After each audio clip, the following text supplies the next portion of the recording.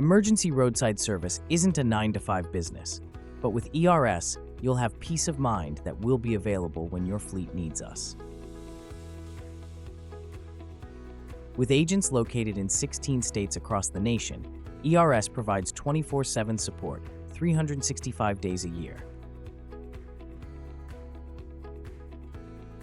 Our ERS department consists of 147 dispatching agents who handle incoming service requests, authorizations, and follow-up requests. Our 19 admin agents consist of 10 success coaches, 3 trainers, 2 quality monitoring admin, and 4 process specialists. With 24/7 access to success coaches and ongoing support from our trainers, process specialists, and quality monitoring admin, we provide our agents with continual guidance and support in best practices. There are 3 ERS managers within the department, 2 customer support managers who take care of the nuts and bolts of managing the 24/7 department, and 1 training manager responsible for new hire training, training content, and system and process updates.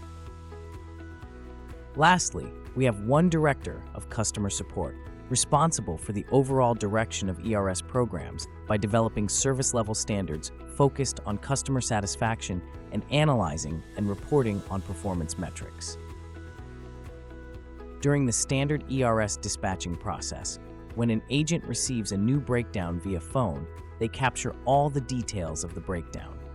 After capturing all the breakdown information and mapping the driver's location, ERS assigns the event to the closest service center.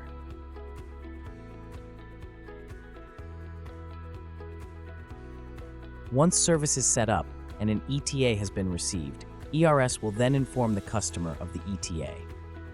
A follow-up for roll time information will be made 30 minutes after the ETA that was provided.